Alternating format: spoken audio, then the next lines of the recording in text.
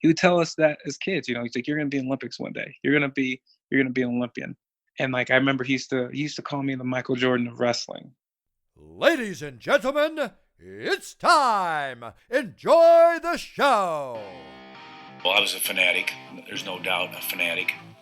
My goal was to get carried out of the wrestling room because of exhaustion, and it never happened. The thing it did for me every day about 6 o'clock is that when I got out, I looked back in and there was nobody else there. Bottom line was I didn't reach my goal. So guess what happened? I went back in the room again. But I got some quality time because of just... Yes, ladies and gentlemen, we're back. Wrestling Changed My Life podcast. My guest today is J'den Cox, who many say is the best athlete, best wrestler in the United States. And they have a pretty good argument. He was a 2018 world champ, 2017 world bronze, 2016 Olympic bronze.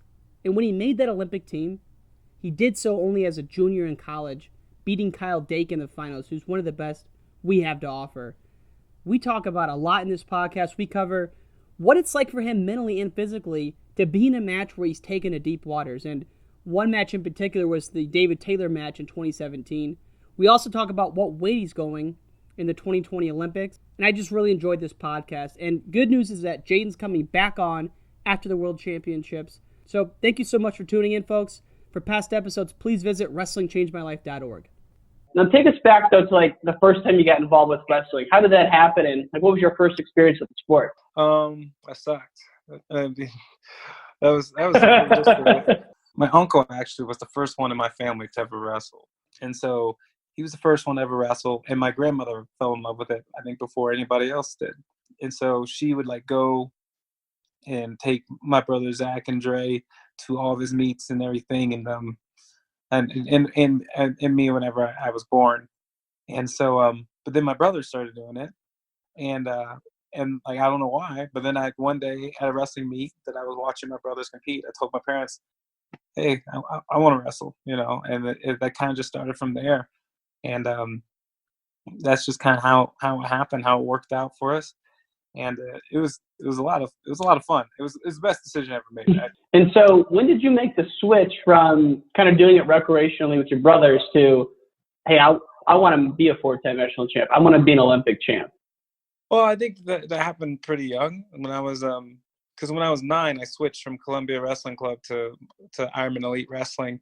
Ironman really instilled in me that I could be better than I was, and like for some reason we were just on the same path. He would talk about Iowa wrestling and how those guys were willing to fight for everything they wanted, everything they wanted to get. He would talk about the brands and the Hensons and the battles and enjoying it. And he would talk wanting to not only win but to dominate and to go out there and to represent your country. And he would always say that you're going to be in the Olympics. And like he would tell us that as kids, he's like, you're going to be in the Olympics one day. You're going to be an Olympian. And like, I remember he used to call me the Michael Jordan of wrestling. He instilled so much, I don't know if confidence. Self-belief yeah, like just belief in something, to be something more than what we were. Because think about it, we were just from Columbia, Missouri. We were just a couple kids that came to a garage with someone who just believed in us. And plus his technique is, he can see the ins and outs of technique like no other coach that I've ever encountered or worked with. So I mean, he's able to come up, and not only come up but execute moves that some people could only imagine, and then he's able to teach it really well. It's really cool. But I think the biggest thing is if you listen to him and you actually listen to what he's saying, that will change your life more than any move that he'll show you. Because the mentality that he preaches behind what he's showing is remarkable. Man, and to have someone who has that much belief in you and is that passionate at an early age, it's got to be one of just the biggest impacts on your life outside of your parents, because not everyone has those kind of experiences. Well, yeah, you always have to have someone believe in you, But I think a big thing too is not only having someone that believe in you, but someone that can also help build that belief within yourself. Because I think you can name a bunch of people. Everyone can name people in their lives that they believe in, but yet for some reason it doesn't click within themselves to believe in themselves to do Yeah. whatever it is they want to do. So it's a very rare thing to have someone who can do both, who can not only have this belief, but like instill it inside someone else to believe in themselves. So I think that's something that makes Mike very very special as a coach and as a person. You talk about the Brains brothers. He talks about the Iowa guys. Were those people influences in your life, like people you looked up to in terms of their mentality and their grit, so to speak? Well, no, I don't know if it was specifically the Brands, but like they definitely were part of when I grew up. Like when Mike was talking about Iowa, like Iowa used to be one of my dream schools. The only reason that it wasn't going to work out was because when I got older, I needed a full ride to go to college because I couldn't pay for college. Yeah, so in Iowa, that I was told, doesn't get full rides. So I was like, all right, well that's not the best thing. For me, it was more so just kind of like just learning about the history of Iowa wrestling and knowing what and even watching some matches. I go watch matches on YouTube of guys that would just go out there and just wrestle hard, and you're watching Dan Gable coach and going crazy in the corner. It was addicting. It was something that was like, nah, this is something that's really cool. And like he would talk about how like guys would be down in matches and like they're down by 6 points or something and they're still coming, and then the guy can't walk and the other guy's struggling just to come back to the center and stuff, and it just sounded awesome. And so getting to watch that and everything was and learning of the history and everything and that was cool. So it's just something that kind of just grew on me. The McElray v. Jerry Abbas match is a perfect example of that, man. Guy was down. It's McElray's freshman year. He's a true freshman. He's down like 2 going into the third. Abbas gets a takedown. He's down 4, and he just comes back. And he talks about that. Like you look over and you see Gable in your corner, and like you want to do well for him. Right. Well, that's how I feel with that's how I felt actually with every coach I've ever had. Is like if there's if when I see this whoever's in my corner that I want to believe in them to the point where it's like I'll run through a brick wall for you, because right. It's just like I'm willing to fight for this guy as much as I can and give him everything I got. And if it's somebody else, you don't. And plus, on top of that, when you have that relationship with somebody, with a Kevin Jackson, with a Mike Ironman, and everything, like when you have that relationship, they're in the fight with you just as much as you're in the fight yourself. And like they understand it, they know it, they're on the ins and outs. Like this stuff is going through their mind and their heart just the same as it is for you physically. So like they're right there with you. So it's not even like yes, I would run through a wall for you, but it's almost like you're running through this together. Maybe it might be a little different of task of what you're doing it, but you're doing it together. Yeah, I mean, and once you've been in battle together like that, that bond only strengthens. And one of the things I've heard you talk about is certain matches will take you to dark waters or deep waters, and it's deep waters and it's kind of a dark place, you said.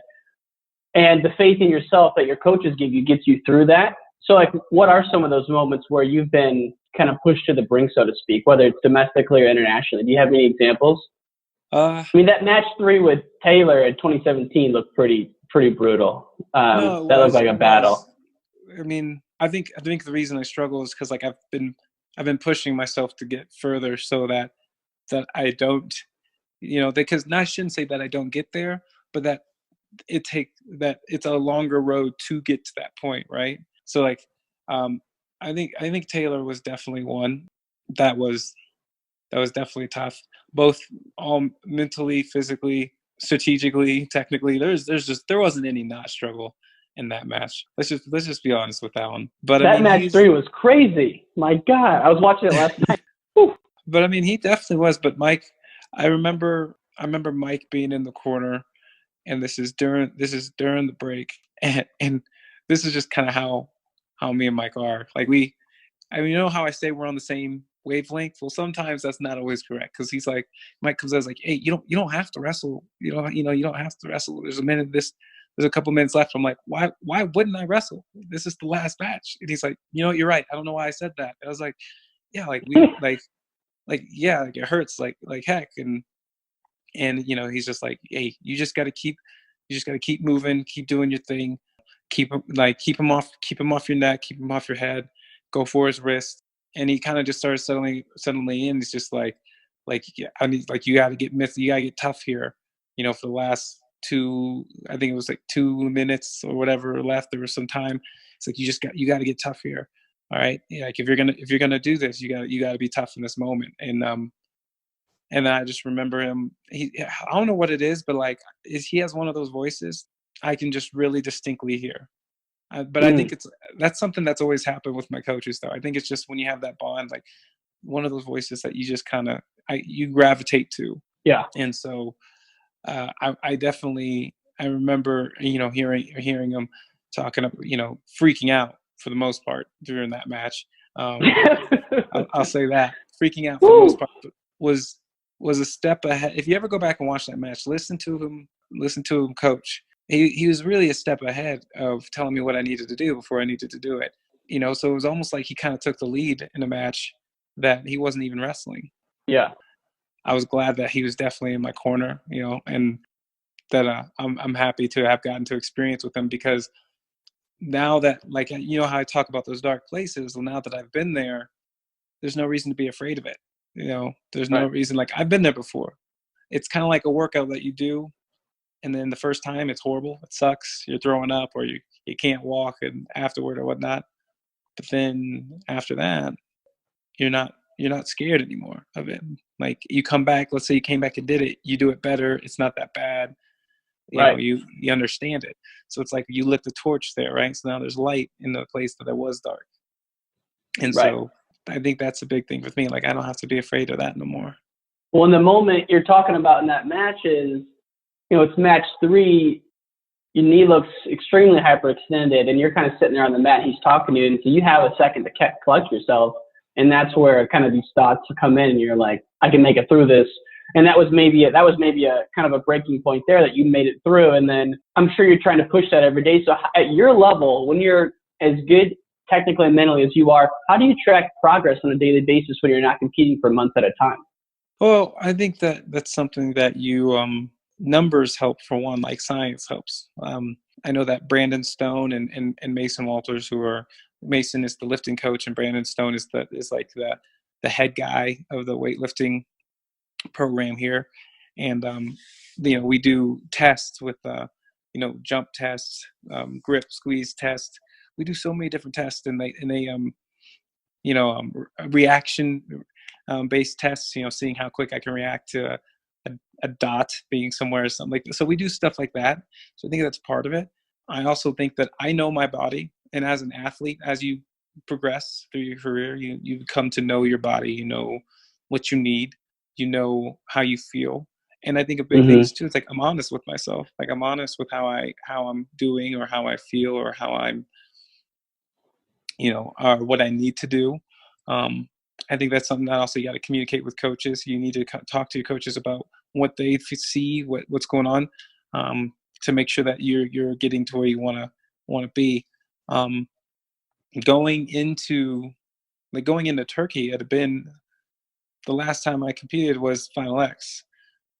So like, going into Turkey, but like, I know where I want to go. Like, so going into Turkey, like, I knew that I was ready to wrestle, or because I was planning on wrestling Karimi and Sharifov. Those were my two, as Iranian and Azerbaijani. Like, those were my two guys I was looking to wrestle. And that's why I was excited for the opportunity, because like, that's number 2 and 3 right there. Like, I can put those guys, I can put those guys on blast, basically, and show them that this is not going to be fun. This is not the world. Like, world is not going to be a great time. But that ended up happening. But I'd known I had done everything I needed, from weightlifting to wrestling to training to dieting, everything. I'd done everything I needed to do to be the best I needed to be for that moment in time. I think that's just what I'm doing now, and that's why I'm meeting with coaches about, when we're going to train hard, what's going on here, who we're going to bring in. Like, the biggest thing is that we're able to get this stuff figured out, and and execute it, and big thing for me is believing in it. I think that's a huge thing, is that that's a big thing with Jackson, and like you said, even with Mike back in the day, it was believing in my training, believing in the system, believing in what I'm doing. That can take you a long, long way. Now, what about you talk about the physical preparations, the diet, the strength training. Now, if you go back to Turkey last year, what about the mental preparation? How much visualization are you doing in the months leading up to a big tournament like that? None. I don't really visualize at all. Honestly, I mean, I did, the last time I did it, KJ was work. It was actually right before. It was like a week before Final X, and it wasn't even for me. It was for the EAP kids that were about to compete. I remember this because like he had us close our eyes and lay down. Big mistake to have us do that. But yeah, close our eyes, lay down, and like I remember I saw Bo Nickel at first, but then I fell asleep. But I took that as a sign though. I did. I really did. I was like, because then I just saw darkness, and it wasn't like a deep sleep. It wasn't like I was out and wasn't like there in my head. It was more of like I'm kind of like hovering in between. So like I remember thinking to myself like, why does it matter who's on the other side? Like the reason that I kind of took away, I got confident off that because it was like, because the other guy doesn't matter. I have to do what I got to do to get where I want to be. I have to wrestle to the best of my ability. And if I don't do that, then it doesn't matter what this guy does. He's going to take me out, so right. Why focus on him? I need to focus on me. And I don't know. And that just, but other than that, like, no, I don't visualize really too much. I just want to focus on my own ability. I know what I'm going to go to. I know where I'm going to be. And also I don't know. I've always struggled with like plans, because I think when you visualize, you kind of plan out what you're going to do, which is great for some people. For me, like, I just don't like the idea of having a plan, because plans can go wrong really quick, and plans can change really quick. Like, and if you don't have a plan, like, I just feel like with that being the case, like, you might as well go into it kind of blank, so that we can go, so whatever happens, I'm going to be back in your face. That's my only plan. Like, whatever happens, I'm coming back. Like, it doesn't matter. I'm like that's my plan. But I don't like being the plan, like, I'm going to take him down in a minute, and then I'm going to get a turn in the second minute. And it's like, yeah, but what if you get headlocked in the first minute? Right. Did you have a plan for that? Like, does your plan restart if that happens? Like, I don't understand. Like, I don't like the idea of having a plan. I just go out there and let it fly. And that's when I wrestle my best, is when it's just letting it fly, less thinking, just wrestling, going hard, and just giving everything you got for this one moment, this one match. Like, that's the biggest thing. My plan is to focus on this match in front of me. I don't care who's next. I don't care what's going to be. I don't want to know who I'm wrestling. That's another thing. I don't let my coaches tell me who I'm wrestling. I don't watch film. I don't let my coaches tell me who I'm wrestling. I don't let any of that get in my way. All right. I stay away from the match as long as possible until I step on that line. I don't care about what's going to happen on the wrestling mat, because if I do, I think that for me, I'll think about it too much. I think about it way too much. So I stay away from the match until I step on the line. And when I step on the line, the only option I have is to wrestle. There's no going back. Man, and it's on at that point. It's an absolute war. It doesn't matter who it is. So kind of with that mindset of how you like to keep an empty mind, so to speak, if we're 20 minutes out from the Taylor Match 3 or even the 2018 World Championships, and what are you thinking kind of before they? I'm usually like either singing or talking or cracking jokes with somebody. I think before the Taylor matches, I was signing a song to my coaches, like that was playing in the arena. So like I was it's kind of it's just something I do. Like, it's whatever I can do to get away from that moment, because I think what that does for me too is it diminishes the moment. It doesn't make it that big of a deal. It doesn't, like, takes it and allows me to make it realistic, which is to say, like, this isn't that important, but then I don't know why, but that's freeing to me. Like, that's a freedom to me when I'm saying, like, oh, this isn't that important, let's just go out there and do this. I don't know why that works for me. It's just a mindset that gets me to where I want to be. Because anytime I've tried to be something, and I think that's why the reason it works is because this is kind of who I am. I'm laid back. I'm pretty chill. Anytime I tried to make something more than what it was, it usually hasn't worked out for me, and it doesn't work out for people in general, I feel like. So just let it be what it is, and it's a wrestling match, and then just show up, get on, step on the line and go. I mean, and lately we've rarely seen you lose. It's been just absolute domination for you, especially domestically since, call it 2016, 2015, when you were a sophomore and you had the match with Snyder in the semis, lost 3-2. Like, what was your process like after that to kind of build your confidence back up again? I'm just curious of what it was like. It's been so long. It wasn't that hard because, that was an easy one to fix. Well, I shouldn't say fix. Easy fix. It was easy to recognize what I needed to do because I just wasn't doing things right in that year. How do you mean? I remember my coach being kind of like, you did everything wrong in a year and you still took 5th in the nation. And I was like, yeah, when you say it like that, it sounds cool, but I'd rather be called the national champ, Right. So, like, coming back and not wanting to fail like that again was a big thing for me. And I think that's kind of where my first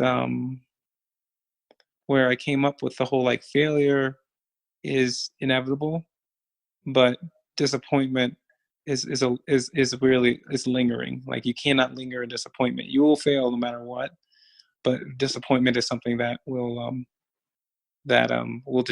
keep you down, tear you down, and then cause you to fail even more. And so you can't linger in disappointment. You have to fail and get back up and start rolling. So, I had a meeting with my coaches, and I think it's a big thing. Once again, back to coaches, communicating with your coaches. This is what needs to change. This is what we need to do. Like, I knew what I needed to do, and they listened, and they were willing to do the adjustments that I needed, both in life and on the mat. So it was something that I had to definitely grow from. Yeah. And so a little bit technical and also just kind of lifestyle changes from that point on. No, definitely. Okay. Now, I know we're kind of winding down here. You have a lift, so I don't want to take you too long. I do have to ask about the story, though. Is it true that you hiked Pike's Peak and did a push-up every step on the way down? Yes. Yeah. So how many? Talk us through that story. How many push-ups did you do? I can't remember how many steps are on. It's not Pike's Peak. It's the incline here. Yeah. The incline. Okay. So the incline's like 2,740 something steps. Yeah. No, you did 2,700 push-ups within like a 3-hour span. So I ran up it. Actually, I ran up it in my fastest time, and I was feeling really good. And honestly, I wasn't supposed to run up it because I took the guys to I took the AAP guys up to the incline, and so I wasn't supposed to run up it. Kevin told me not to, but I was feeling really good, so I went ahead and did it, and I ran my fastest time, and then I was up at the top waiting for the guys, and they got up there. And I'm like, you know what? I think I'm going to do a push-up. I'm going to start doing push-ups. And I don't know why, but like it turned into me going all the way down. Like every step you do a push-up? Every step. So like I would like be facing, so I wouldn't angle downward. Like my head was facing towards the top of the incline. And then I would do a push-up. I would step down to where my body was as parallel to the ground as it could be. Do a push-up, then take a step down with my feet and hands, then do another push-up, and then do another push-up, and then do another push-up, all the way down. And DJ Shannon actually, who's going to Illinois now, so good luck to you, DJ, was actually with me for a little bit, and he was videotaping me on his Snapchat. And then Gabe Tag was helping out because he was bringing water back up. I had blisters on my hands that like covered up my whole entire palms. Like it was pretty brutal, but kind of worth it. But yeah, man, it took me 3 hours. KJ could not have been more wrong in his prediction there. He says, go out there, don't work out. You not only do you work out, you run your fastest time ever and do 2,700 push-ups on the way down. That's crazy. Yeah, I didn't tell him at first, but then like my blisters were too noticeable. So, if I ever decided to do it again, I'm definitely wearing gloves. Last question for you is just, when you think about your past and then where you're going to go, like what has the impact of wrestling been on your life? Well, I actually, it's crazy because someone asked me that not too long ago, and it's wrestling's really taught me how to give. That's a weird thing. How to give to others. Like and it's insane because you kind of think, well, you do all this to gain so much. It's just like, but to gain what you want, you have to give something that you have. Like I've said this before, that sometimes you have to give everything that you have to get everything that you want. It taught me that like I have to not only be willing to give, to myself, but I give to my partners every time that I'm on the mat. I give my 100% towards I give my respect to my opponents. I give I don't know, like it's just I give my heart to my coaches. Like I give my effort for them. I give when it comes to my to my like nutritionist in my weight room, or even to I give it's basically kind of giving my honesty. I'm being honest with my nutritionist. And I think if anything, that it's just kind of shown me that I gotta I give him my knowledge. When I go and do camps and stuff, like I'm doing all this and I'm growing in my own way, but I got to give back to community in order for the sport to grow. And that's the big thing. It's like you have to give back, because if you don't, then we won't evolve. Then people miss out on an opportunity to grow in a way that maybe they would not have had they not met you. It's just, I don't know. I think that this sport is more giving than people realize. And there's a ton more ways. And I wish I had I wrote it down actually. So I wish I could share it with you, because it's in I shouldn't say I wrote it. I typed it down. But I wish I could see it so I could read it to you and everything. So I'll try and probably find that, and I'll try to send it to you through Instagram or something. But that'd be awesome. No, for sure. I've never heard someone say it like that before, and I've asked that question to a bunch of people. So that's a unique perspective. I think it speaks to kind of just your mindset and how you go about your business. And can't wait to watch. Do you have any plans past 2020? For right now, I do. But I'm a person that's, if you want to make God laugh, tell him your plans. So with that, and I know you're not a big planner, but I have to ask just selfishly, any insight on what you're headed next year, up or down in terms of weight, or is that classified? Oh, it's not so much classified. I only have two options, either up or down. But for me, it's more of we're going to wait till Worlds to really find out. This is one of those situations where I'm really sitting in between these weights pretty much perfectly. So whatever I decide has to be decided sooner rather than later. Right after Worlds, I'll let people know what my plans are, and whether and that's the thing. That's something that's going to have to be talked about, though. It's I will admit that's something we talk about often, about what's the plan, what are we going to do here, when are we going to know. That's something that we touch on quite a bit while we're here. But at the same time, we still have a job for this year, so we try not to make it too much of a thing. But I'm willing to admit that that's a conversation that's had, and actually, honestly, it's one I push away a little bit, because I want to focus on this year. 2020 is going to be 2020. It's going to be crazy anyway. Whether I like it or not, it's going to be here, right? I'm going to show up on the mat, whether it be a 97 kilo or 86 kilo. The mindset that I'm taking with it is that I don't care who I got to go through, but I want to make this Olympic team, and I want to experience another Olympics, and I want to win Olympic gold. So to me, it doesn't matter where I go, because the outcome's going to be the same in my mind, and that's me winning the Olympic trials and going on to the Olympics to win a gold medal.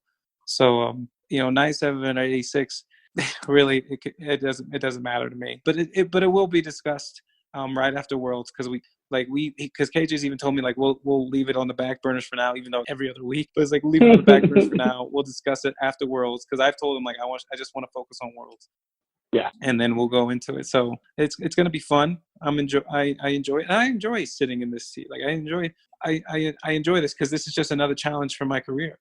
This is another opportunity for me to showcase my ability and showcase my ability to wrestle and be the best. So I mean, I don't see this as there's no wrong answer for me.